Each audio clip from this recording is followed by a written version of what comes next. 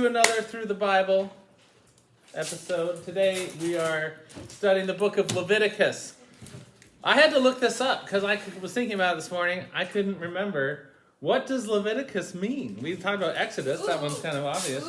What does Leviticus mean? I have an idea. I have a guess. No. Any guesses? Any ideas? After the children guess wrongly, go to me. There's no guesses. I just think it means the law. That's my guess. Does not mean the law. It's like Leviticus is what I was guessing. So there's a group of people. Yes, guess? No, it doesn't mean rules either. It actually has to do with the first little part. Levi. There's Levi in it. Levites. What is the significance of the Levites? Leviticus James. The Levites become the tribe of priests for the people. So literally, this is like the book of instructions for the priests.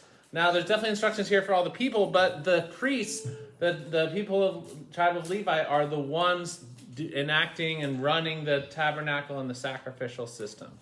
So this book is mainly instructions on the offerings, instructions on the sacrifices, and the way they worship through sacrificing animals and other things. So we just watched the rest of that Exodus video. How did it end? How did Exodus end? We mentioned this last week too. Olivia. Right, so they built the tabernacle. They had instructions from God on how to put that out. Before that, they got the 10 Commandments, and of course, they were breaking the 10 Commandments before they even got them. Right, breaking like number heresy. 1 and 2. Like my kids broke Moses is up there told them the rules. writing down. God is writing down the rules for the people, and what are the people doing? Breaking the rules already. Wait, but they don't know about the rules, so. Okay, They're going to find they out. should know. This is the worst part. They're like, Moses is gone. He's probably dead. God maybe killed him. And the people are freaking out. And they're like, God exists. when we freak out, we return to our sin, right? We turn to, okay, what made me feel better before? And we return to that sin. So they go back like, oh, in Egypt we were safe. We weren't like in this situation. And we worshiped the God. They had the gods. I don't know, like, were they worshiping the Egyptian gods? They didn't have a system of worship of their own. They had like story of the one God, but they were around Egyptians all the time, right? So they build their own Egyptian gods, these two little calves, and then Aaron says the worst thing he can possibly say. Here are the gods that led you out of Egypt. I want to punch him in the face. He was really Okay, really so things. this is Aaron. This is Moses' brother, and he becomes, the high priest. So talk about forgiveness. Anyway, Moses is mad. God is mad. God wants to kill everybody. And this is like interesting, right? The back and forth of like basically Moses talks God out of killing all the people. I think it was never God's plan to kill all the people, but to like display his anger at sin, right? So Moses talks God out of it. I think God knew he wouldn't, but he did that for a reason. But yeah, God is really upset. And from the beginning, from Genesis, we know that sin has separated us from God. Separated Adam and Eve, they could no longer be in the garden. They got kicked out of the garden. No longer could they go on a stroll with God in the evening because of sin. So we are getting closer and closer to how do we fix this sin problem between us and God. So we end, they build the tabernacle and Moses can't go in. Why can't Moses go in? Sin, yeah. And that's it. So Leviticus really is trying to work out the problem of how can a holy God and an unholy people have a relationship? How can this holy God who, sin can't be in God's presence. He is completely holy, and we have a sinful people who reject God on a daily basis. How can those two groups, or the people and God, be in a relationship? So Leviticus makes a way for the people and God for them to be God's people and God to be their God. And it's through an offering system. So there's priests, an altar, there's sacrifices, and there's standards and rules for the people to follow. And there's even like celebrations and festivals that keep them on track. So Leviticus, is going to be a book that we don't directly apply to our lives because we are no longer under this sacrificial system. Jesus is our perfect sacrifice. But this is important because we have to understand this a bit to be able to understand that Jesus needed to die to pay for our sins. Because if we don't, it seems, if we didn't know all this stuff, it would seem kind of random. Why did Jesus have to die? Why couldn't he just, Olivia asked me this week around the dinner table, why couldn't God just say, you're forgiven?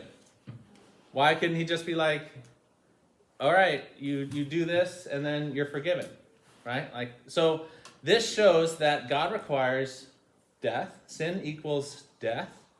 The punishment for sin is death, so blood must be shed to pay for sins. And this is a way that for God to be the Israelites' God and for the Israelites to be God's people.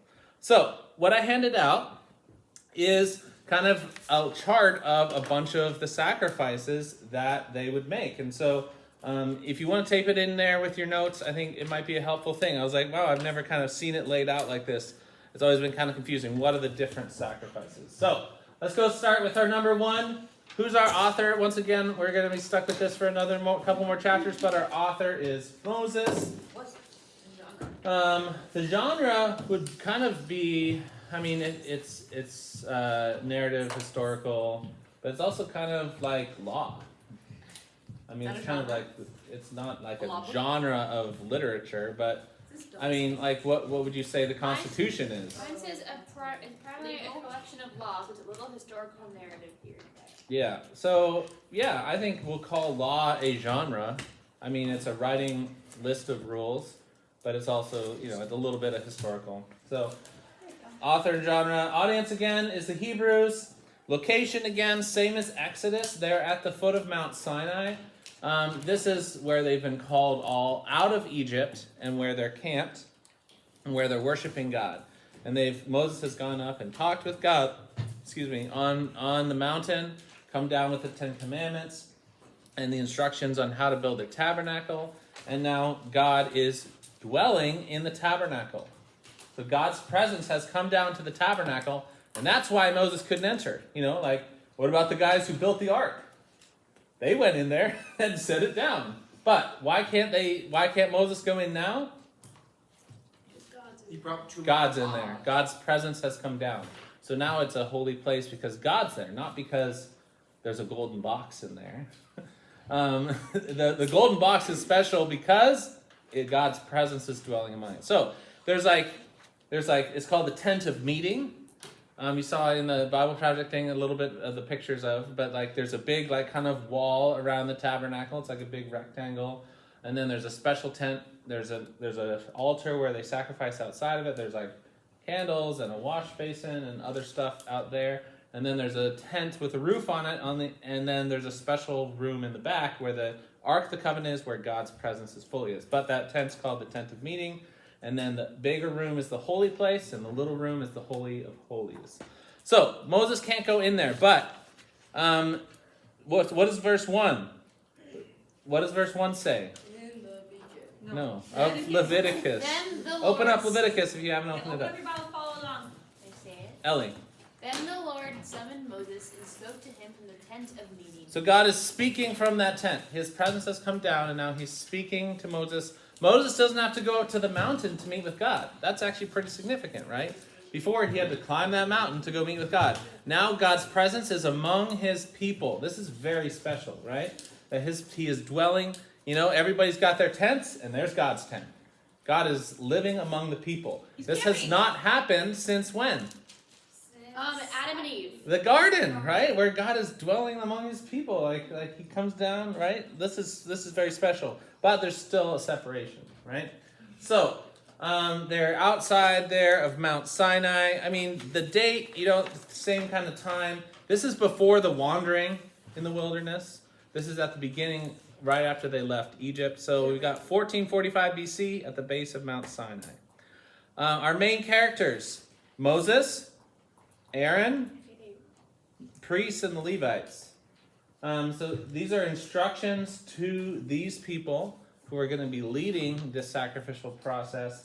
and then it's to all the people who are going to be doing it. So for your main events, I kind of have, it's kind of laid out kind of neat. It's kind of two halves. The first half we're going to call Worshiping a Holy God, and that's chapters 1 through 17. And so in order to worship a holy God, there's a bunch of stuff that they have to do to fix the sin problem. I want to clarify, because I think we think this a lot. When we think about, like, how did the Israelites go to heaven? Right? Before Jesus had come and died. That's a great question. How did anyone have an answer or a thought for that? How did these people go to heaven? How did they get to heaven? Usually people say sacrifices, right? No, Because we did talk about this in Bible study, Henry, thank you.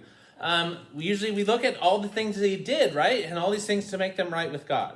They would do the animal sacrifices, they would kill the calf, they would, burn it, and the smoke would come to God and it would please him, right? So we think, okay, that's how they got to heaven. It's actually not how they get to heaven. They get, by doing these things, they get to worship God on earth. They make themselves temporarily right with God so they can worship him, and he can be their God and they can be his people.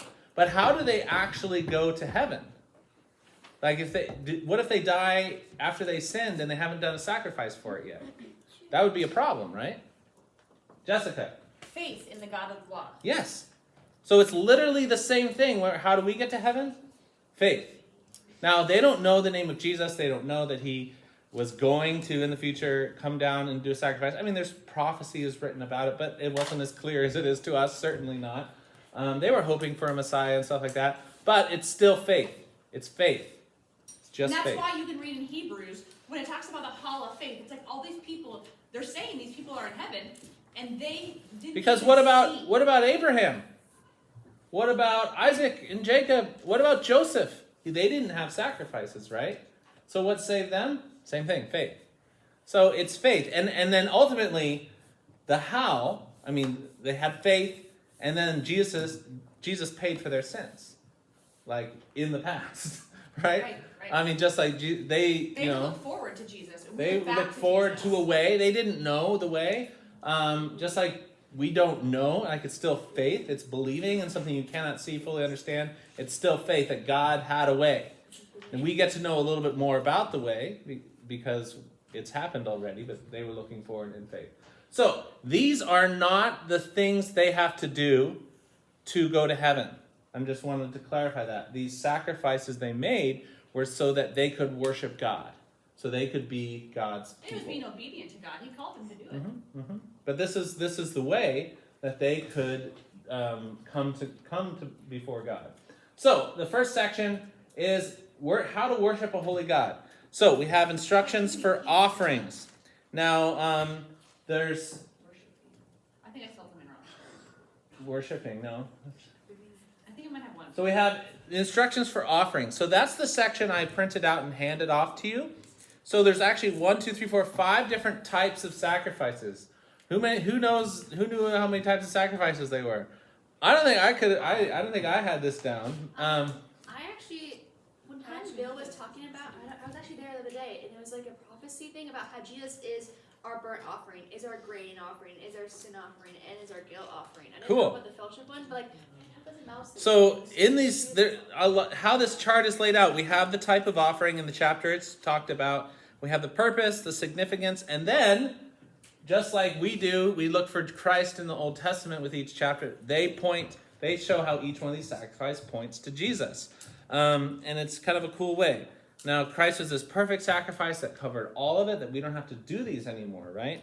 But they connect them to what Christ's sacrifice was. So we have the burnt offering, which makes a general payment for sins. It takes care of it. Now, what are you writing down? I was going to do the next one. Should I wait? Okay, so yeah, I would say you don't have to write this down, all these details, just paste in that little chart, and then you don't have to write all this down. It showed a person's devotion for God. We have the grain offering. It was to show honor and respect to God in worship. And it acknowledged that all we have belongs to God. I think these are like cool reminder things. We have this fellowship offering. It's kind of like this thankfulness offering. It's kind of like Thanksgiving. Whoa! Boom. It symbolized feast and fellowship with God, expressed gratitude to God. It was like a fellowship. We have a sin offering. That was for specific sins. So they had to do a general sin offering and specific sin offering. And it was to make payment for unintentional sins of uncleanliness, neglect, or thoughtlessness. Restored the sinner to fellowship with God. Showed the seriousness of sin. And then we had a guilt offering. So these were like more intentional things that you did. Maybe sins against God or against other people. So there's like a sin offering for unintentional sins and a guilt offering for like more intentional sins. Which, can you see why like people are worried about dying without having their sins forgiven? Because when you look at this, you think, oh, I haven't like confessed my unintentional sins, right? Like I could see why people get things mixed up. Mm-hmm. So that's just that first section, and these are the kind of the 5 offerings that are laid out.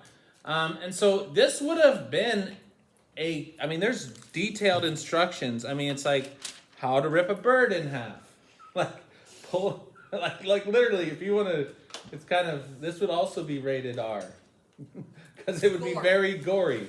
They have to drain the blood. Here, verse 117. How to rip a pigeon or a dove in half. He shall tear it open by the wings, not severing it completely. Then a priest shall burn it on the wood that is on the fire on the altar. It is a burnt offering, an offering made by fire, an aroma pleasing to the Lord. So also we know that barbecue is a holy thing, because also God enjoys the smell of burning meat. So your dad Would agree. is doing something very good. He did it yesterday. So. I mean, we all know barbecue smells good, right? Riley barbecues too. Yes. Okay, so Isaiah 53 is like the prophetic chapter of Jesus. Yeah. And so there's like 4 sections where it's about how Jesus is a sacrifice. And I remember Bill went over and how he was the grain offering, this one, and he was the sin offering, and then he was the burnt offering and the guilt offering, and then he was a peace offering, which is the fellowship one. That's like, cool. Really cool. Wow. So that's not just these But people it's like about how connecting how it. The Jesus- Bible actually connects these dots The Bible too. connects the dots. That's too. awesome. So Isaiah 53. Isaiah 53, you said? Yeah. The grain offering would have smelled like baking bread. I don't know. It had oil and frankincense. Yeah. I mean, it's this sacrifice. It is interesting. They couldn't just be like, oh, that cow's about to die. We'll sacrifice that one. They had to bring the best, right? They had to bring like the best animals that were supposed to be near perfect. Why did they have to bring the near perfect ones? This is a great thing to ponder. Because Jesus is perfect. It's connecting to we need a perfect sacrifice. It can't just be anybody to die for the sins of mankind, only a perfect sacrifice. And there's no human. So all of this is pointing to Jesus. All of this is showing us the need for why Jesus had to come down. It's really cool. It would have been, though, bloody and messy and not very fun, I don't think. You know what I was thinking as I was reading this, because I started reading Leviticus? I was thinking about what it would be like to go home as a priest every night and wash up. Ugh. Like, a priest would be so dirty from blood.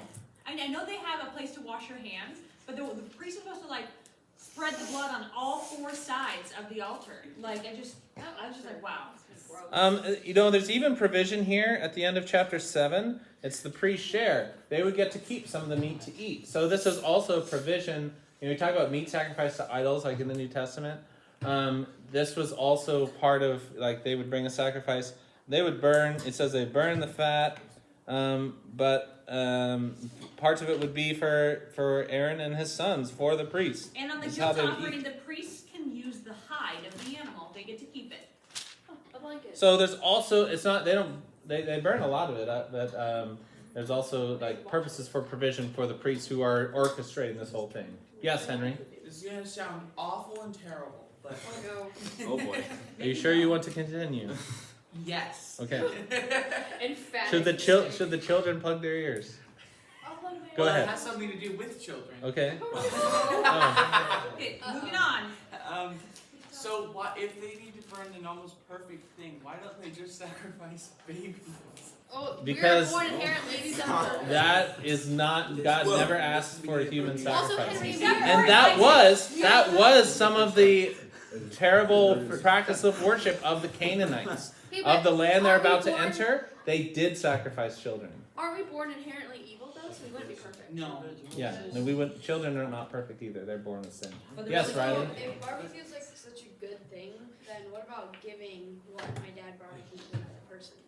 Because they That's a wanted good something thing. and Sure. my dad was willing to do it. Right. That's like sharing what God has provided. That's our responsibility, really. Mm-hmm. You know, it's interesting. We also offer money or time to God, like when we give to our church or give to missionaries or give to help others in charitable ways, like that's also a form of sacrifice. The money system, they had gold and stuff, but like animals was also like monetary value. It still is today, right? Like who's anybody in FFA can sell those pigs for like $1,000. Like there's a monetary value. This would have been expensive. It would have been a sacrifice, a giving of possessions to God. Along with that, I think about how they gave the best or the first fruits. Yeah. And this is going to be sound so dumb, but like I remember the first time I cut a bouquet of flowers for my gardens, my very first dahlias. Like I couldn't wait to like bring them in my house and enjoy them.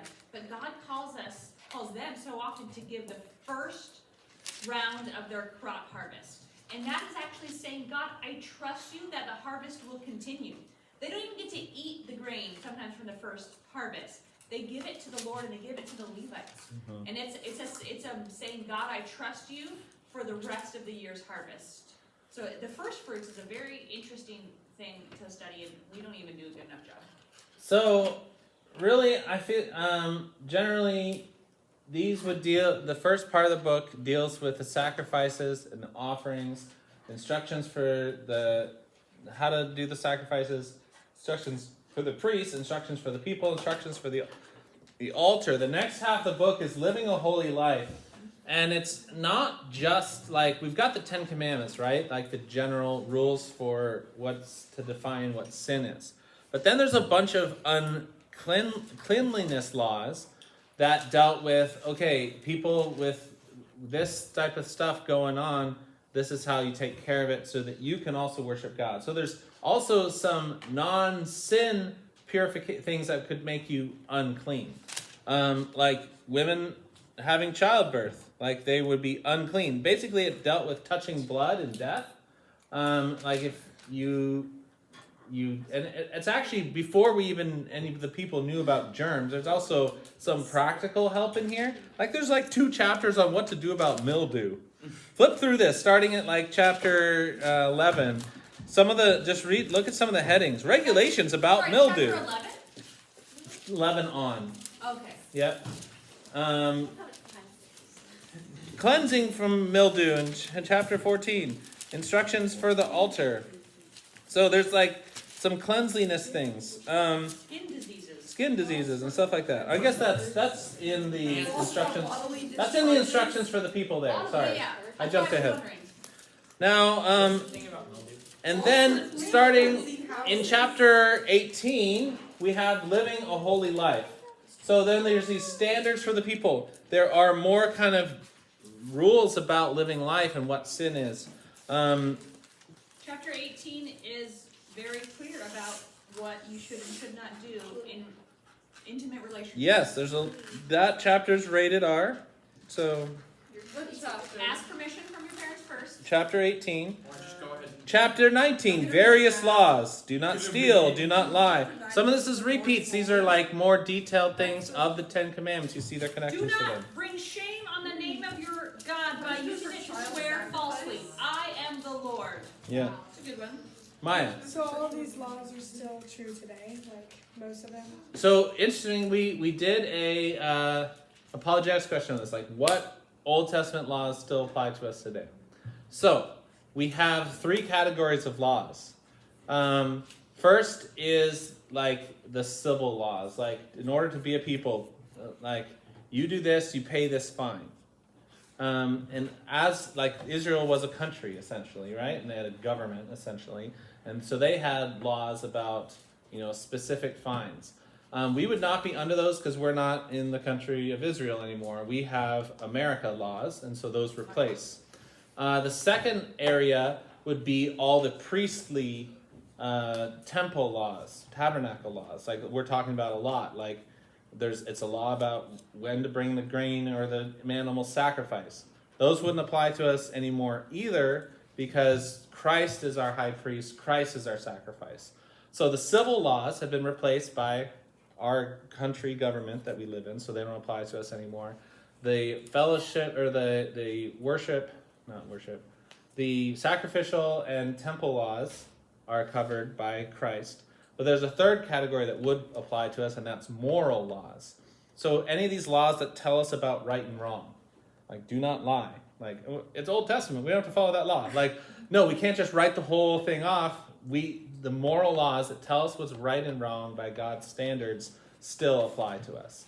So if you're reading a law about how to rip a pigeon in half, that doesn't apply to us. If you're reading a law about a tax to pay, it doesn't apply to us. We have our own taxes, right? Those have been replaced, but the moral laws would still remain. Great question, Maya. So chapter 19, I just read the whole thing. There's lots of this was a These would be one. moral laws, Do right? not insult the deaf or cause the blind to stumble. You must fear your God. I am the Lord. Later on, do not cut your bodies for the dead, and do not mark your skin with tattoos. I am the Lord. Do not eat meat that has not been drained of its blood. Do not practice fortune telling or witchcraft. Okay, so some of these are, practical. Some of these are moral, and then that's where the debate comes in, right? Like, is the tattoo one, or is the eating meat with blood still in it? So it's not super easy always to discern what's a moral law, but that would be our guide as we dig into all these laws.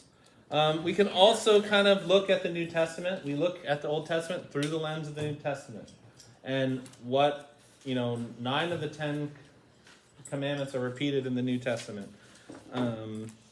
by Jesus, and so things like that help us interpret it. But in general, this is not a book like we talk about our audience. This is not a book written to us. This is not our rule book. It is their We're not rule even book. the secondary audience, are you saying? Or we are still? We are the secondary audience, but we look at this through the lens of Jesus, and we learn about why we need Jesus more than anything else. Okay, we're gonna watch the what's in the Bible, the Bible Project video on Leviticus. It brings some cool things out about the scapegoat, which is one of my favorite things. That's what the book of Leviticus is all about. So, sorry, we're running out of time. That was neat. I love the scapegoat. I love the imagery of the sin, just like wandering away, like being completely removed from the camp. I love how they drew it. The goat's just like, I don't know what's happening. Poor goat. Poor goat. Into the wilderness. Don't feel bad for the goat. Don't feel bad for the goat. So, purpose. What is the purpose of this book?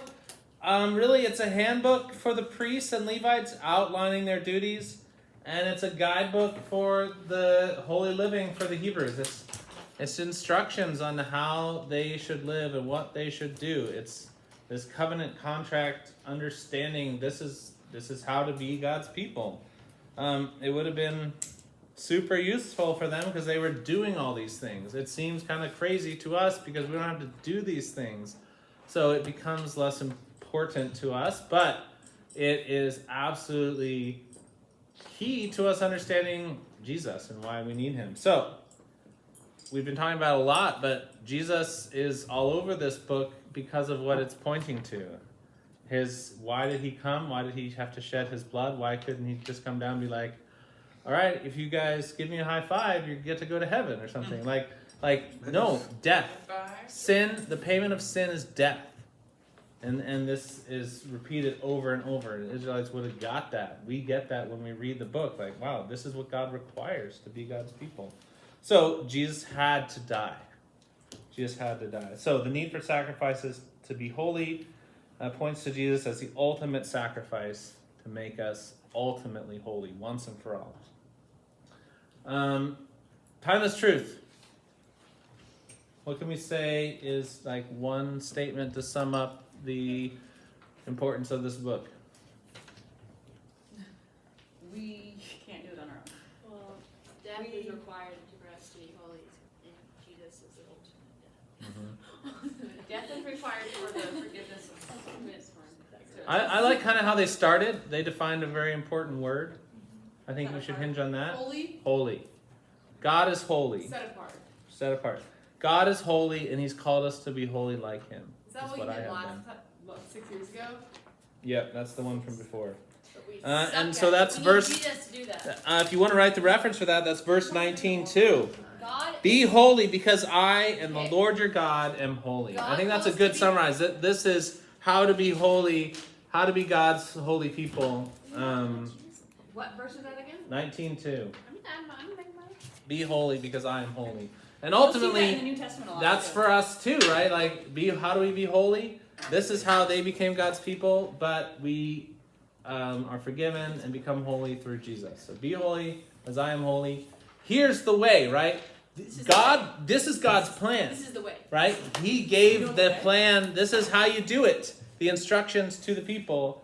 And Jesus gave us Jesus. It was His plan. We just have to follow His plan to be holy. We don't have to figure it out. He showed it to us. And I think that's what